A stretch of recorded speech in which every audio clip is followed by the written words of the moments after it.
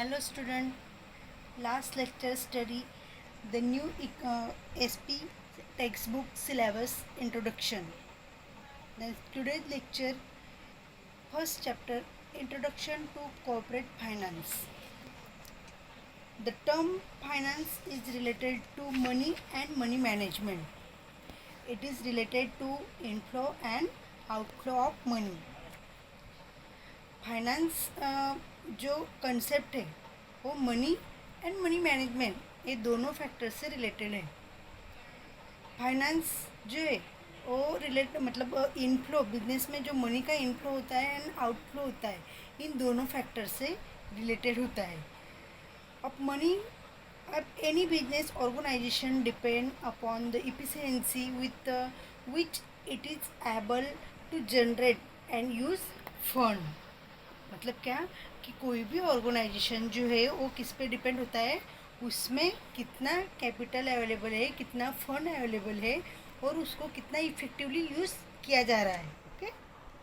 Henry Ford Henry Ford जो है उन्होंने क्या बोला है, मनी इज एन आर्म्स और लेग्स विच मीन्स मनी जो है वो हमारे हाथ और पैर है. इट यूज़ इट और लॉस इट. मतलब क्या, आप उसको यूज़ करो या वेस्ट करो. This statement clearly wing out the significance of finance for the success of a business. मतलब क्या, ये स्टेटमेंट हमें क्लियरली अंडरस्टैंड करवाता है कि फाइनेंस जो है वो बिजनेस में कितना इम्पोर्टेंट है, उसका बिजनेस में कितना इम्पोर्टेंट है, ये इस स्टेटमेंट से हमें क्लियरली अंडरस्टैंड होता है. ओके. कॉर्पोरेट फाइनेंस किसको बोलते हैं, उसका मीनिंग क्या है, ये हमें देखना है. Corporate finance deals with the raising and using of finance by corporation. It deals with financing the activities of the corporation, capital structuring and making investment decision. मतलब क्या कि कॉर्पोरेट फाइनेंस एक जो कंसेप्ट है वो कैपिटल राइजिंग मतलब capital कैसे create करना है और उसको कैसे यूज़ करना है, इन दोनों फैक्टर से रिलेटेड है. इसमें बिजनेस की सभी एक्टिविटीज़ जो है वो उसमें इंक्लूड होती है. फिर कैपिटल स्ट्रक्चर हो, इन्वेस्टमेंट डिसीजन हो, ये दोनों फैक्टर्स इसमें इंक्लूड होते हैं. मीनिंग एंड डेफिनेशन, उसकी डेफिनेशन क्या है कॉर्पोरेट फाइनेंस की, ये हम देखेंगे. हेनरी हॉगलैंड उन्होंने बताया है कि corporate finance deal primary with the acquisitions and use of capital by business corporation. मतलब क्या, कैपिटल फाइनेंस जो है वो अपने ऑर्गेनाइजेशन में, बिजनेस कॉरपोरेशन में कैपिटल कितना अवेलेबल है और उसको हम कैसे यूज़ कर रहे हैं, इसके ऊपर डिपेंड है. इन दोनों फैक्टर से रिलेटेड एक कंसेप्ट मानी जाती है. The term corporate finance also include financial planning, study of capital market, money market and share market. It also cover capital formation and foreign capital. मतलब क्या कि ये जो टर्म्स है फाइनेंशियल कॉर्पोरेट फाइनेंस, इसमें कौन क्या क्या इंक्लूड होता है. फाइनेंशियल प्लानिंग, कोई भी ऑर्गेनाइजेशन है तो इसके लिए फाइनेंशियल प्लानिंग जो है वो इम्पॉर्टेंट मानी जाती है. Study of capital market, business start करना है, बिजनेस हमें सक्सेस करना है तो इसके लिए कैपिटल मार्केट की स्टडी करना ज़रूरी है. Money market and share market, finance create करने के लिए capital market, money market and shares market, ये तीनों फैक्टर्स मोस्ट इम्पॉर्टेंट माने जाते हैं. फिर इसके अलावा जो कैपिटल फॉर्मेशन है मतलब फॉरेन कैपिटल कवर करने वाले टॉपिक है वो भी उसमें इंक्लूड किए जाते हैं. Even financial organisations and bank play vital role in corporate financing. मतलब क्या कि एक कॉर्पोरेट फाइनेंस कंसेप्ट जो है उसमें अदर ऑर्गेनाइजेशन जो है मतलब जो फाइनेंशियल इंस्टीट्यूशंस जिसको बोलते हैं हम, फिर बैंक है, नॉन बैंकिंग इंस्टीट्यूशंस है, तो इनका रोल भी इम्पोर्टेंट माना जाता है. अगर कोई भी बिजनेस हो तो उसको अगर कैपिटल की ज़रूरत है तो बैंक की तरफ से उनको क्रेडिट प्रोवाइड किया जाता है, डेब्ट प्रोवाइड किया जाता है, या फिर नॉन बैंकिंग इंस्टीट्यूशन से वहाँ से उनको लोन प्रोवाइड किया जाता है। मतलब ये जो है वो फाइनेंस उनको वहाँ से अवेलेबल होता है। तो इसलिए ये जो ऑर्गेनाइजेशन है, ये जो बैंक है, इनका भी रोल उसमें इम्पोर्टेंट माना जाता है। The finance manager of any corporation has to ensure that, मतलब क्या कि कोई भी कॉरपोरेशन का जो फाइनेंशियल मैनेजर है वो कुछ मतलब पॉइंट्स है उसको सजेस्ट करता है, कुछ पॉइंट्स जो है उसको श्योर करता है। तो उसमें फर्स्ट क्या है, the firms has adequate finance, मतलब क्या कि वो क्या एग्री करता है कि हमारे ऑर्गेनाइजेशन में, हमारे फर्म्स में sufficient capital, sufficient funds, finance available है। Second, they are using the right sources of funds that have minimum cost, मतलब क्या वो श्योर करता है कि हम ऐसे ही कैपिटल सोर्सेस यूज़ करते हैं कि जिसमें मिनिमम कॉस्ट हमको लगे, मिनिमम इंटरेस्ट रेट उनको पे करना पड़े, मिनिमम कॉस्ट उसके लिए उनको पे करना पड़े। ऐसे सोर्सेस के जरिए वो फाइनेंस क्रिएट करते हैं, फाइनेंस राइज करते हैं।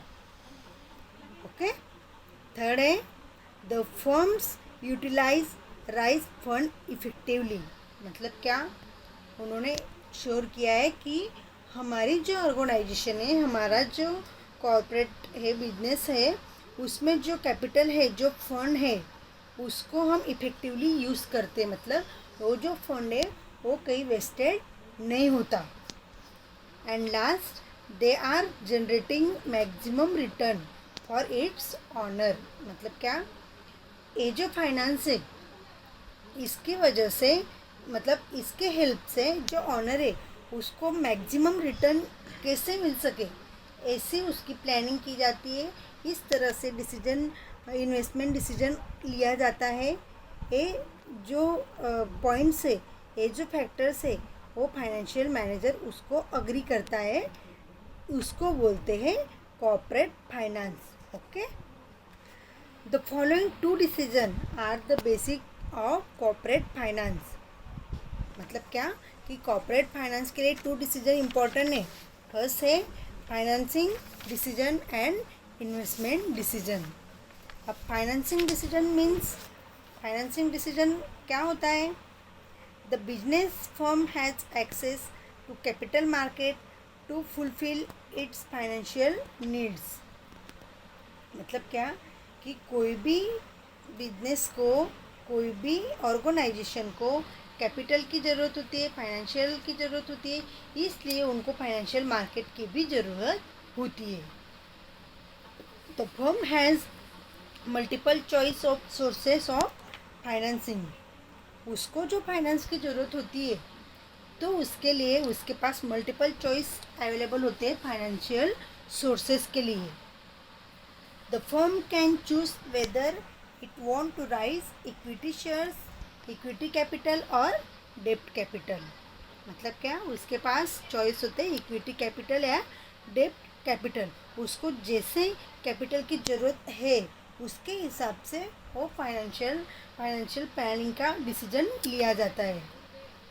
Firms can even opt for bank loan, public deposits, debentures etcetera to raise funds, मतलब क्या कि फर्म जो है, ऑर्गेनाइजेशंस जो है, वो क्या एडॉप्ट करता है, या तो बैंक से लोन लेगा, या पब्लिक डिपॉजिट एक्सेप्ट करेगा, या फिर डिबेंचर्स इशू करके कैपिटल क्रिएट करेगा।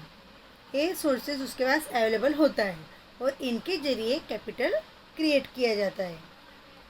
The finance manager ensure that the firms is well capitalize, they have right amount of capital and that the firm has right combination of debt and equity, मतलब क्या कि जो financial manager है, organisation का जो financial manager है उसको capitalise बोला जाता है।